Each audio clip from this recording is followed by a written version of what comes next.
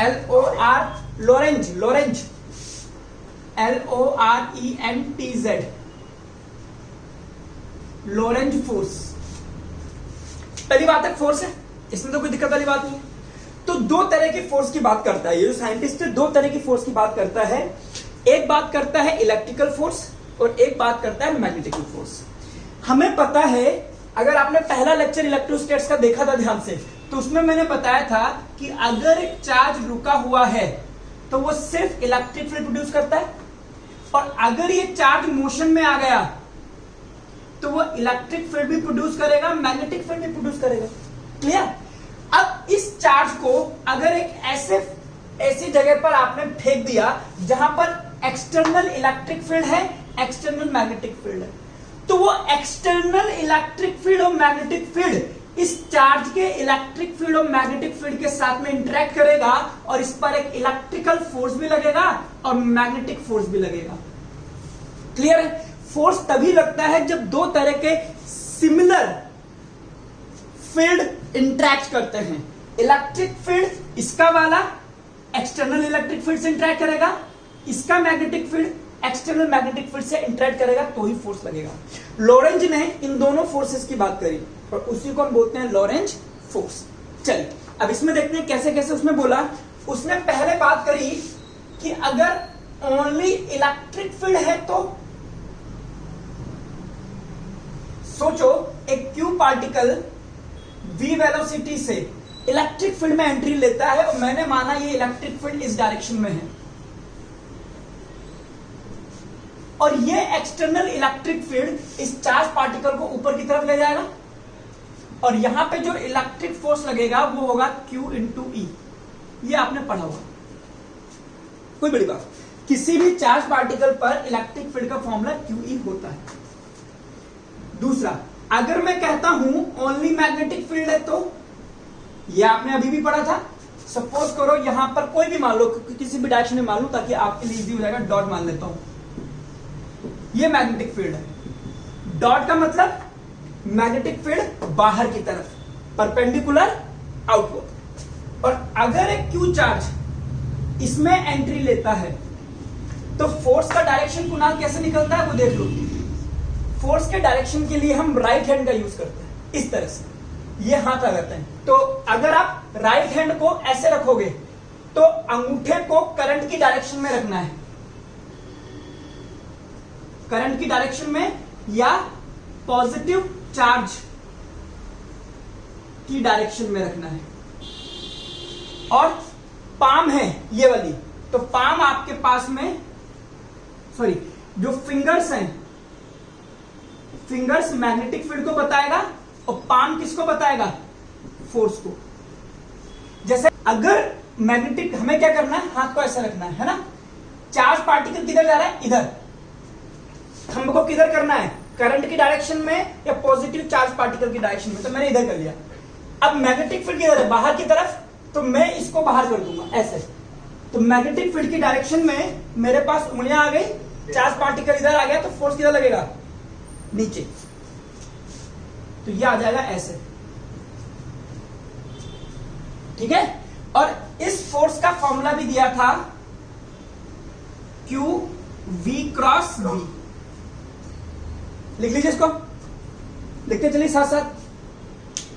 अब तीसरी बात करते हैं जहां पर दोनों ही हैं, ठीक है, इलेक्ट्रिक फील्ड भी है और मैग्नेटिक फील्ड भी है। ये रहा मैग्नेटिक फील्ड आपका। चलिए थर्ड क्वेश्चन डालिए। In both electric field, magnetic field, electric field and magnetic field. अब मैं ये दोनों लगा देता हूं, यानी कि एक ऐसी जगह जहां पर इलेक्ट्रिक फील्ड भी है और साथ में मैग्नेटिक फील्ड भी है। बहुत ध्यान से समझना। और मैं कहता हूं एक मेरा क्यू चार्ज पार्टिकल इस डायरेक्शन में जाता है, क्लियर? अब मुझे बताइए इलेक्ट्रिक फील्ड किधर की तरफ फोर्स लगाएगा? ऊपर की तरफ। ऊपर की तरफ। ये इलेक्ट्रिक फील्ड का फोर्स है ना, चार्ज पार्टिकल को ऊपर ले जाएगा। और मैग्नेटिक फील्ड किधर लगाएगा? मैग्नेटिक फील्ड चार्ज पार्टिकल इधर और मैग्नेटिक फील्ड बाहर, तो किधर आ रहा है? नीचे। अंगूठा चार्ज पार्टिकल की डायरेक्शन में, मैग्नेटिक फील्ड बाहर और फोर्स नीचे। करके देखा करो इसको, ऐसे बैठने से नहीं आएगा समझ में, हाथ पैर चलाया करो, करके देखो कैसे कर रहे हैं, कॉपी पे कैसे कर रहे हैं। और मैग्नेटिक फोर्स कोशिश करेगा कि इसको नीचे लेके जाए। ये दोनों फोर्स एक दूसरे के अपोजिट डायरेक्शन में काम करेंगे, तो नेट फोर्स क्या होगा? इलेक्ट्रिक फोर्स क्या होता है? Q into E. Magnetic force क्या होता है? Q into V cross B. तो दोनों को मिला दीजिए, तो नेट फोर्स कैसे निकालोगे? नेट फोर्स होगा इलेक्ट्रिक फील्ड का फोर्स और मैग्नेटिक फील्ड के फोर्स का रिजल्टेंट, और इसी नेट फोर्स को हम बोलते हैं लॉरेंज फोर्स। तो कैसा आएगा लॉरेंज फोर्स? इलेक्ट्रिक फील्ड का होगा QE वेक्टर के साथ प्लस QV क्रॉस B। ये रहा आपके पास लॉरेंज फोर्स, लिख लीजिए इसको। आइए कुछ एक दो बातें मैं बेसिक्स में बता देता हूं आपको, वो भी लिख लीजिए। चार्ज और मास, दो बातें बताऊंगा मैं सबके बारे में। प्रोटॉन होता है 1H1 और इस पर पॉजिटिव चार्ज होता है, तो इसका चार्ज अगर मैं प्लस Q मान लूं और इसका मास में MP मान लूं, तो ये प्रोटॉन का चार्ज और ये प्रोटॉन का मास। अगर मैं आपसे बोल दूं अल्फा पार्टिकल, अगर मैं आपसे बोल दूं अल्फा पार्टिकल, बेटा बात पहले समझो, सुनते जाओ कि अल्फा पार्टिकल क्या है। अल्फा पार्टिकल होता है हीलियम +2 और ये होता है एटॉमिक नंबर 2 और मास नंबर 4। समझना, तो अल्फा पार्टिकल पे कितना चार्ज है? +2, यानी कि +2Q। इस पे कितना मास था? MP, जिसको मैंने बोला, तो इसमें 4 MP। आइए ड्यूट्रॉन होता है 1H2, चार्ज कितना? +Q, मास कितना? 2 MP। अब बात करते हैं इलेक्ट्रॉन। इलेक्ट्रॉन होता है 0, 1, इलेक्ट्रॉन होता है E की पावर -1, यानी कि -Q, और इसका मास होता है प्रोटॉन के मास का 1/1837 टाइम्स। लिखिए इसको, -Q की जगह में -E लिख देता हूं, और E का मतलब क्या होता है? 1.6 इंटू 10⁻19। तो यहां +Q की जगह +E लिख सकते हो, +2E लिख सकते हो, +E लिख सकते हो, है ना? ये सही रहेगा। कूलम। और मास ऑफ प्रोटॉन कितना होता है, याद है किसी को? 1.67 इंटू 10 की पावर -27। 27। क्वेश्चन लिखिए। अ प्रोटॉन, क्वेश्चन लिखिए, a proton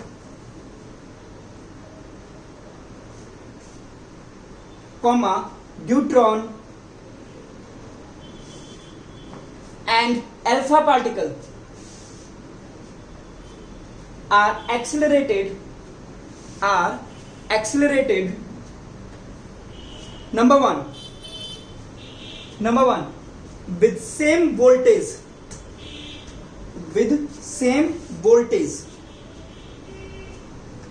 number two with same kinetic energy,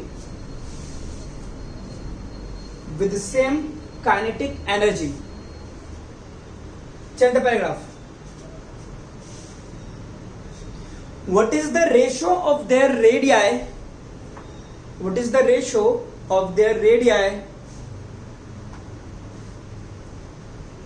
of circular path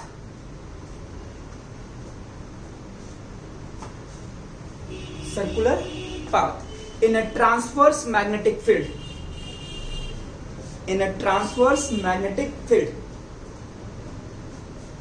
try कीजिए आप लोग। क्वेश्चन मुझसे पूछा है कि एक चार्ज पार्टिकल में मेरे पास क्या क्या दे रखे हैं। कहता है प्रोटॉन है, ड्यूट्रॉन है और अल्फा पार्टिकल है। प्रोटॉन, ड्यूट्रॉन और अल्फा पार्टिकल तीनों ही ट्रांसवर्स मैग्नेटिक फील्ड में एंट्री करते हैं। ये रहा मैग्नेटिक फील्ड। कोई भी मान लो, ट्रांसवर्स मैग्नेटिक फील्ड का मतलब क्या होता है? ऐसा मैग्नेटिक फील्ड जो मोशन के परपेंडिकुलर हो। ये इधर जा रहा है, ये इधर जा रहा है, ये इधर जा रहा है, और मैग्नेटिक फील्ड है अंदर, तो परपेंडिकुलर आ गया। ओके, जब ये घूमता है तो रेडियस की बातें करता है। रेडियस का फॉर्मूला होता है R = mv/qb। क्लियर हो गया? अब पहली बार में बोल रहा है कि इनको सेम वोल्टेज से एक्सेलरेट करा है। ये सब भाग करके आ रहे हैं, इनके किसी ने तो लात मारी है तभी तो भागे हैं। ये लात इसको कौन मारता है? इलेक्ट्रिक फील्ड मारता है। इलेक्ट्रिक फील्ड ने इनको झटका दिया है तब ये भाग रहे हैं। और इलेक्ट्रिक फील्ड में भी इसका वोल्टेज V था, तो इस वोल्टेज से झटका लगा होगा। तो इस फॉर्मूले में इनमें मोमेंटम यानी कि स्पीड आई, उसकी वजह क्या था? Electric field. तो मोमेंटम का फॉर्मूला होता है √2m काइनेटिक एनर्जी के साथ में। ये पता ही आपको। और कौन सा है? एक्सटर्नली तो है, तो √2m q × v qb। अब पहले क्वेश्चन में बोल रहा है कि सेम वोल्टेज, तो पहले क्वेश्चन में सेम वोल्टेज कह रहा है, तो वोल्टेज वाला तो यहां पे फॉर्मूला। तो ये बताइए, अगर वोल्टेज सेम है, सुनना ध्यान से, V = √2m q × voltage qb, ये आपका सेम है। इन सबके चार्ज अलग अलग हैं, ठीक है, और मास अलग अलग है। मैग्नेटिक फील्ड भी सेम है, 2 भी सेम है। तो बेसिकली ये जो रेडियस आएगी वो किसके प्रोपोर्शनल है? ऊपर की तरफ मास यानी कि √m, ऊपर की तरफ चार्ज यानी कि √q, नीचे की तरफ चार्ज यानी कि q। इनको सॉल्व करोगे तो 1/√q आ जाएगा। बोलो, ये रेडियस √m/q के डायरेक्टली प्रोपोर्शनल होगी। क्लियर है ये बात? अब रेडियस का रेशो चाहिए सबके लिए, तो प्रोटॉन, अल्फा पार्टिकल और ड्यूट्रॉन। प्रोटॉन के लिए मास में मान लेता हूं √mp, चार्ज में मान लेता हूं q, तो रेडियस आ जाएगी मेरे पास ये वाली। ड्यूट्रॉन के लिए मास मैंने लिखाया था डबल होगा, चार्ज मेरे पास होगा q। अल्फा पार्टिकल के लिए मास मेरे पास 4 टाइम्स होगा प्रोटॉन का, और चार्ज होगा मेरे पास 2q। अब mp mp mp q q q और रूट कैंसिल होगा, ये आ जाएगा 1, ये बचेगा √2 और ये बचेगा √2, and this is your answer. अगला क्या बोलता है इसमें सेकंड पार्ट में कि सेम काइनेटिक एनर्जी से करा है, तो सेम काइनेटिक एनर्जी, तो इस बार मैं फॉर्मूला लगाऊंगा ये वाला, है ना? तो same kinetic energy,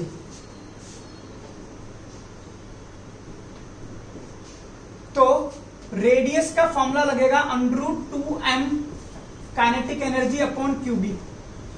magnetic field सबके लिए, तीनों पार्टिकल के लिए सेम है। काइनेटिक एनर्जी इसने बोल दिया सबकी सेम है, 2 सबका सेम है, तो radius is proportional to √m upon q। सिंपल हो गया। अब निकाल दो रेडियस का रेशियो, प्रोटॉन का, ड्यूट्रॉन का और अल्फा पार्टिकल का। मास होता है इसका mp, चार्ज मैंने q मान लिया। ड्यूट्रॉन का मास डबल होता है, तो लिख दूंगा मैं 2mp, चार्ज इसका q होता है। अल्फा पार्टिकल का मास 4 टाइम्स ऑफ mp, चार्ज आपका 2q होता है ना, हीलियम +2, फिर ऊपर रूट है, सॉरी सही बात है, तो ये बच जाएगा 1। Okay,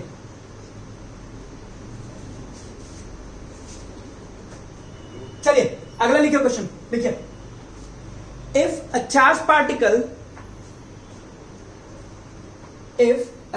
particle moving under gravity, if a charged particle moving under gravity and enters a magnetic field,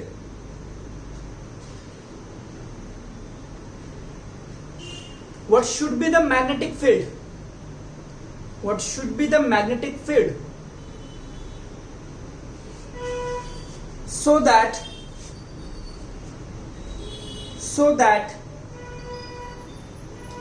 the particle moves undeflected?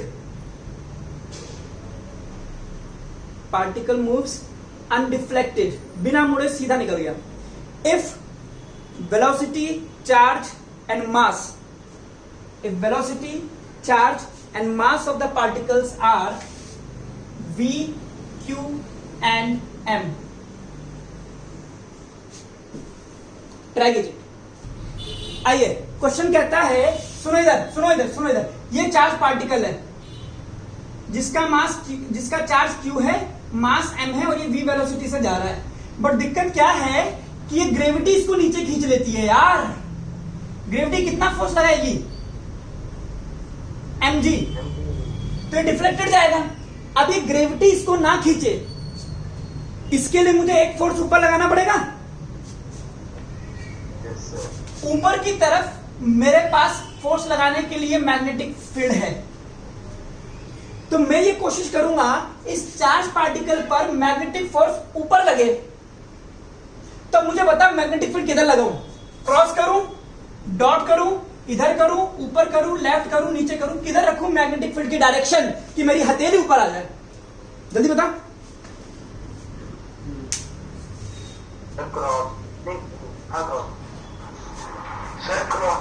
Cross. अगर मैग्नेटिक फील्ड अंदर है, चार्ज पार्टिकल इधर जा रहा है, तो हथेली ऊपर आएगी. करके देखो, हाथ खोल के देखो, बैठे मत रहो, है ना? तो यानी कि मुझे मैग्नेटिक फील्ड इस जगह पर इस तरह का मैग्नेटिक फील्ड लगाना पड़ेगा. अब इस मैग्नेटिक फील्ड की वजह से इस पर एक फोर्स ऊपर लगेगा, तो हम कह देंगे फॉर अनडिफ्लेक्टेड मोशन क्या होना चाहिए? Fb और F ग्रेविटी दोनों का वेक्टर एडिशन 0 आना चाहिए. नेट फोर्स 0 होना चाहिए ना. तो ये कब होगा?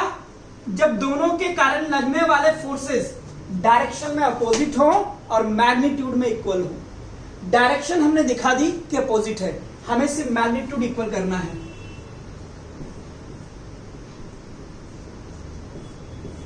माइनस का तो मतलब ही नहीं है. तो ये फोर्स कैसा लगेगा? QVB, है ना? तो ये हो जाएगा QVB, ये हो जाएगा mg, तो B आ जाएगा mg अपॉन QB. हाँ भाई, पर आप करें तो कुछ भी हो सकता है. तो जरा सुनो, इधर ध्यान से समझना, बाद में मत पूछना सर ये क्या है. ये मैंने बनाया करंट का डायरेक्शन. किसका है?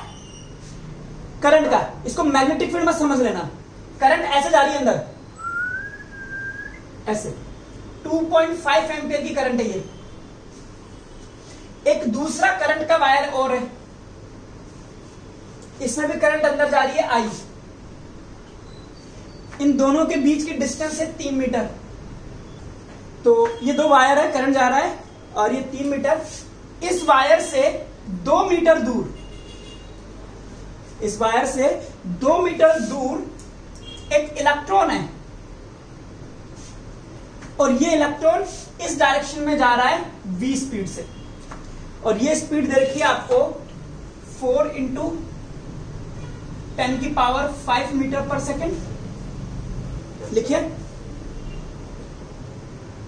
सर वो आई क्या है मतलब? आई, हाँ ये पता करनी है, रुक जा. अच्छा.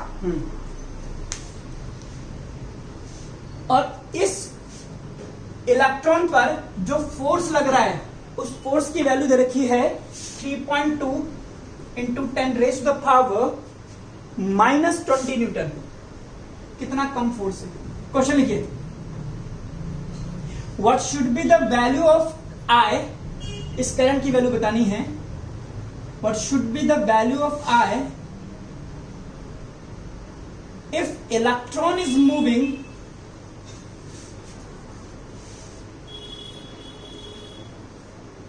with the given velocity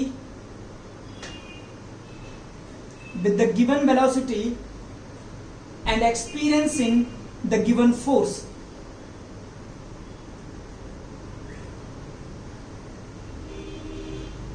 as shown in the diagram. चलिए आइए, पहली बात ये कि आप ये सोचो कि इस पर कौन सा फोर्स लग रहा होगा। ये करंट है और ये चार्ज है, तो ऑफ कोर्स मैग्नेटिक फोर्स लग रहा है। अभी मैग्नेटिक फोर्स बिना मैग्नेटिक फील्ड के तो लग नहीं सकता, सीधी सी बात है। तो यहां पे कोई ना कोई मैग्नेटिक फील्ड तो दे रहा है। 10th क्लास में भी हमने पढ़ा था कि कोई भी चार्ज, कोई भी करंट कैरिंग वायर जो होता है वो अपने से d डिस्टेंस पर एक मैग्नेटिक फील्ड प्रोवाइड करता है, जिसकी डायरेक्शन हम लोग इस तरह से निकालते थे। और इस मैग्नेटिक फील्ड का फॉर्मूला हमने निकाला हुआ है mu not I upon 2πd पहले ही। तो ये वायर नंबर 1, ये वायर नंबर 2, ये दोनों इस जगह पर मैग्नेटिक फील्ड देंगे।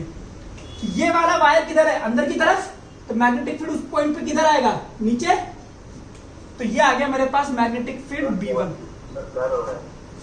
हाँ, तो मैं ये कह रहा था कि ये जो वायर अंदर की तरफ जा रहा है, ये वायर इस पॉइंट पे कौन सा, किस डायरेक्शन में मैग्नेटिक फील्ड देगा? इधर नीचे की तरफ, तो ये B1 हो गया।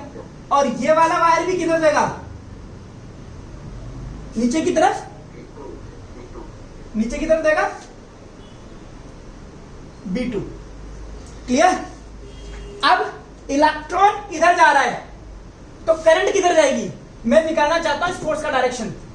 इलेक्ट्रॉन उधर जा रहा है तो करंट आएगी इधर, तो करंट की डायरेक्शन में मैंने कर लिया अंगूठा, मैग्नेटिक फील्ड नीचे। क्लियर? तो इस पर फोर्स लगाया बाहर की तरफ। बोलो। मेरा आंसर 4 एम्पियर आ रहा है। हाँ, सही आ रहा है, सही आ रहा है। तो इस पर जो फोर्स लगेगा वो परपेंडिकुलर आउटवर्ड लग रहा है, ये मैंने निकाल दिया। खैर मेरे से पूछा नहीं था, बट मैंने निकाल दिया।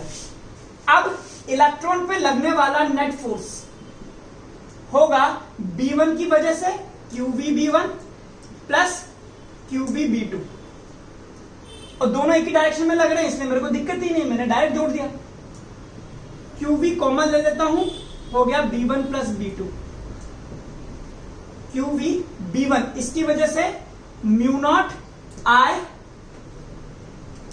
अपॉन 2πd, d पूरा आएगा, 3 + 2 5, प्लस इसकी वजह से म्यू नॉट I, और ये पूरी डिस्टेंस 2π2, और ये फोर्स की वैल्यू दे रखी है 3.2 × 10⁻⁻20। अब इस Q की वैल्यू रख दीजिए, इलेक्ट्रॉन है तो 1.6 10⁻⁻19, और ये वेलोसिटी रख दीजिए 4 × 10⁵। अब इसको आप सोल्व कीजिए, और ये करंट म्यू नॉट I, और इस I की वैल्यू अब आप निकाल लीजिए। सर फोर्स की डायरेक्शन बताना कैसे आ रही है? पहले ये लिख ले बेटा, 4 एम्पियर लिखिए। Force on current carrying wire,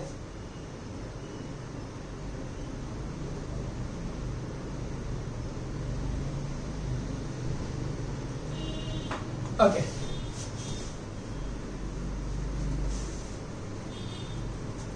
सुनिए, सपोज कीजिए ये कोई करंट कैरिंग वायर है,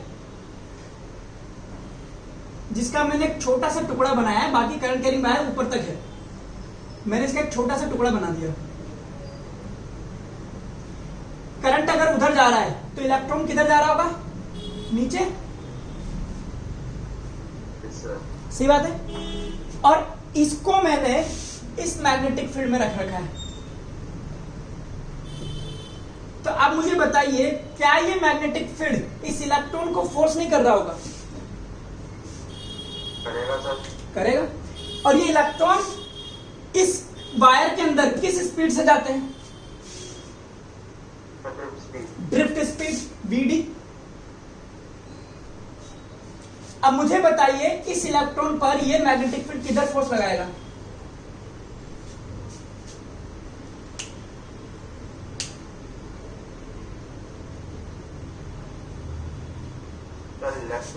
लेफ्ट में लगाएगा। और इस फोर्स का फॉर्मूला क्या होगा? Q V cross D.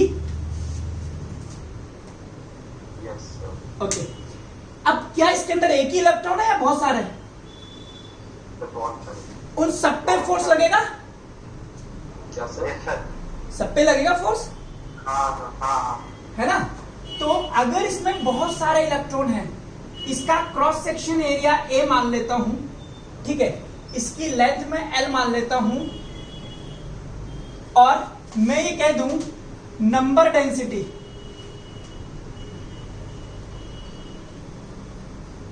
Of electron is N. Number density समझते हैं ना? Number of charge particle per unit volume. So total charge कितना आ गया? टोटल चार्ज क्या था? Q इंटू एन ई।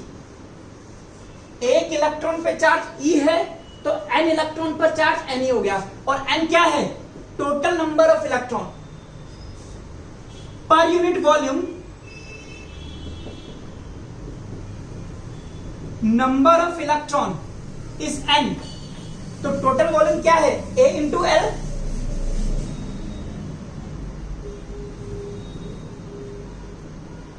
तो कितने इलेक्ट्रॉन है? n into A L. ये आ गया मेरे पास टोटल नंबर ऑफ इलेक्ट्रॉन, तभी मेरा चार्ज निकलेगा। तो Q मेरे पास निकल गया NaLe। ये वैल्यू ऊपर रखता हूं।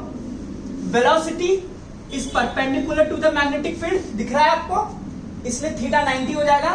तो फोर्स हो जाएगा QVB। B की जगह ड्रिफ्ट स्पीड, तो ये F हो जाएगा NeALeVDB।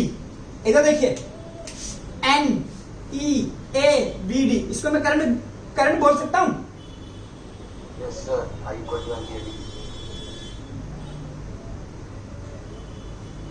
Yes sir. हाँ, तो F हो गया ILB, और इसकी मैं वेक्टर फॉर्म लिखूं तो ये वेक्टर फॉर्म इसकी आती है, डायग्राम आपने बना ही दिया होगा। वेक्टर फॉर्म आती है IL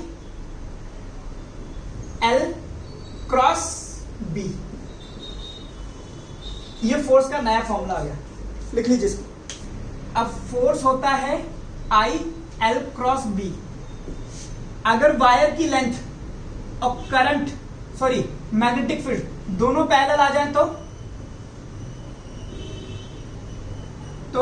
थीटा हो जाएगा 0 और फोर्स लगेगा 0। LB साइन थीटा होता है ना? सर आपका अभी ऑडियो चला गया था और बहुत ज्यादा आ रहा है वो। सर कुछ सुनाई नहीं दिया था। कोई बात नहीं है, मैं बोलता हूं ये फोर्स का फॉर्मूला था हमारे पास IL cross B। Yes sir. अगर लेंथ और मैग्नेटिक फील्ड दोनों पैरेलल हो जाएंगे तो थीटा क्या हो जाएगा? जी। तो साइन 0 0। लेकिन अगर ये परपेंडिकुलर है, यानी कि वायर ऐसा है और मैग्नेटिक फील्ड ऐसा है, तो थीटा हो जाएगा 90। तो फोर्स हो जाएगा आई लव भैया। कौन से भैया? मैं और कौन? हाँ भैया सुनना आपका सर। अबे कई लोग तो भैया ही कहते हैं, वो मेरी त्वचा से मेरी उम्र का पता ही नहीं चलता। बढ़िया है। ओके भैया। भाई भैया मारता भी बहुत है ताने की।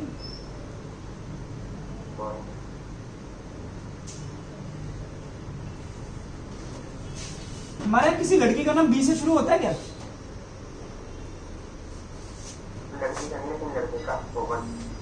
अबे नहीं यार, भुवन नहीं। हाँ, आई लव भुवन। सारी लड़कियां याद करेंगी इसको, आई लव भुवन। ठीक है? आ गया सर। लॉटरी। तू जल्द है बेटा।